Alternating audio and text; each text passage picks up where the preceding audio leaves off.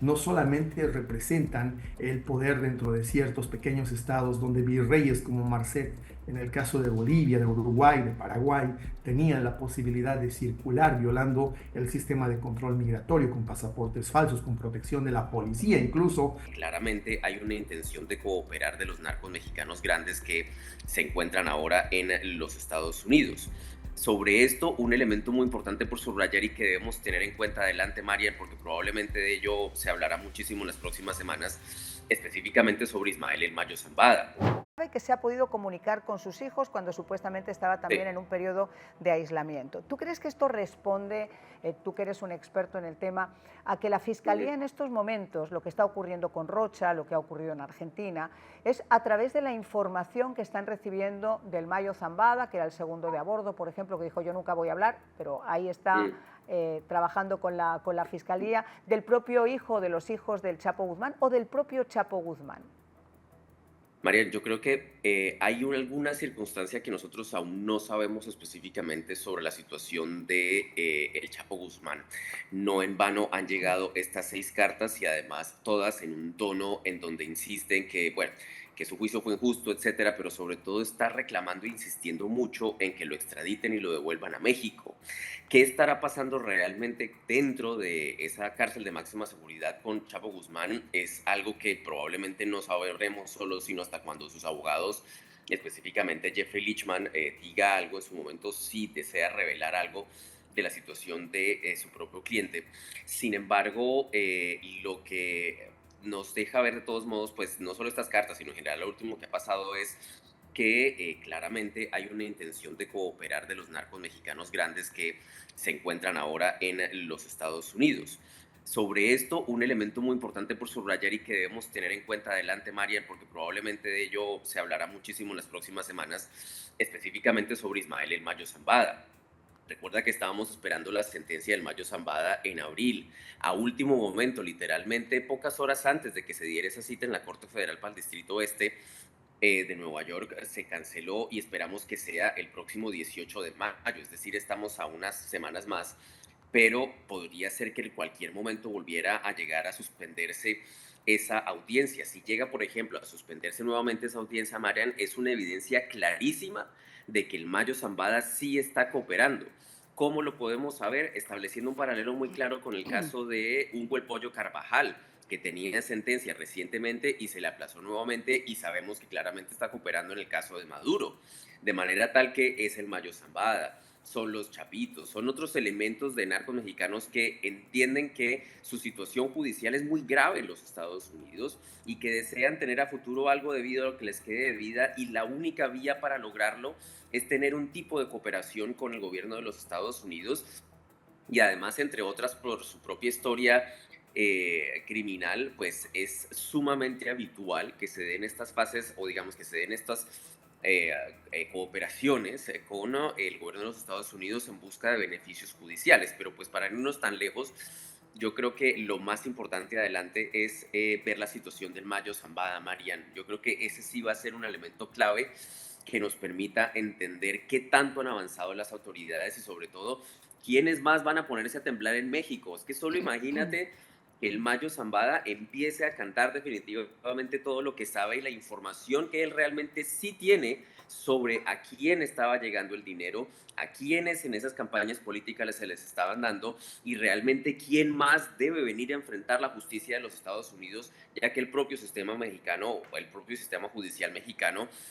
pues no logra avanzar en causas que lleven a la justicia a todos quienes han Fíjate, estado coludidos con el narcotráfico. fíjate que en un momento dado el Chapo llegó a hacer unas declaraciones delante de esta informante y aseguró: el día que yo me decidiera hablar iban a tener que construir una prisión al lado de la mía, por todo obviamente lo que sabe y todo lo que calla. Y yo no dudo que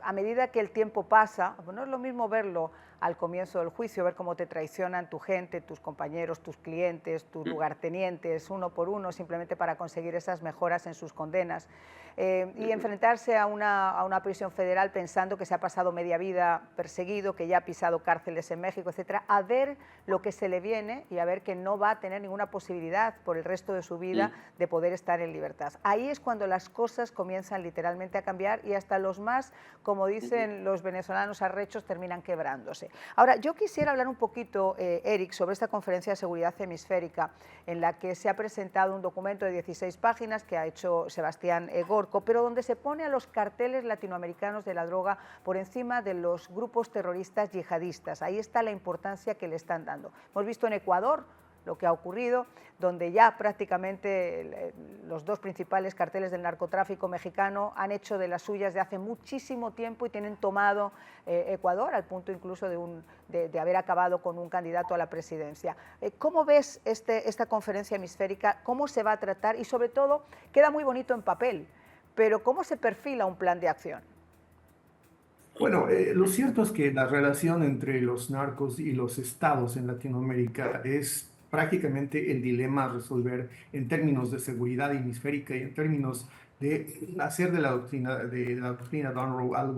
algo feasible, algo realizable. El cómo va a depender muchísimo de qué está planteando en esta nueva ecuación en la que la DEA sale y entre el FBI de los Estados Unidos en términos de capturar a las cabezas y desarticular las redes subsecuentes. Yo diría, es más, las sucursales de lo que es la estructura de los cárteles mexicanos. Los cárteles mexicanos están en todo lado, se han convertido en una multinacional, casi una corporación que ha ido absorbiendo las pequeñas experiencias narco en diferentes países. Incluso en Bolivia son cárteles mexicanos los que se disputan el espacio y son los miembros del partido de Evo Morales una suerte de tributarios de esta mayor red, de esta gran red que cruza todo el continente y que genera a través de elementos específicos que operan para los cárteles, no solamente desorden o una suerte de dictadura de facto de los cárteles y sus operadores, sino y sobre todo una relación, desde mi punto de vista, una relación orgánica con los gobiernos en esos países. El mejor ejemplo es Sebastián Marcet. Entre todas las operaciones que ha hecho hasta ahora, los Lobos en Colombia, Ecuador, el cártel de los Soles en Venezuela y algunas otras figuras que está teniendo. La más importante me parece Sebastián Marcet. Sebastián Marcet es crítico para entender cómo la multinacional de los cárteles del narcotráfico ha fijado alianzas estratégicas geopolíticas. No solamente representan el poder dentro de ciertos pequeños estados donde virreyes como Marcet, en el caso de Bolivia, de Uruguay, de Paraguay, tenían la posibilidad de circular violando el sistema de control migratorio con pasaportes falsos, con protección de la policía incluso, sino además la relación que los cárteles mexicanos han establecido de potencia a potencia con China, la posibilidad de que los Chapitos o el cartel de Sinaloa se potenciase y desplazara de la cocaína y del tráfico humano al fentanilo. Hace un par de años el Culiacanazo mismo es una muestra de cómo han empezado a tejer relaciones de otro orden político que ya no tienen que ver solo con el narcoestado. Yo hablaría de una narcofederación incluso, en la cual esta asociación, esta geopolítica, la diplomacia de los cárteles con China, con Irán, con Rusia, habla muchísimo de su amenaza y de su fin político, que es crítico en una conferencia de seguridad hemisférica y es crítica para la consolidación de la doctrina Monroe.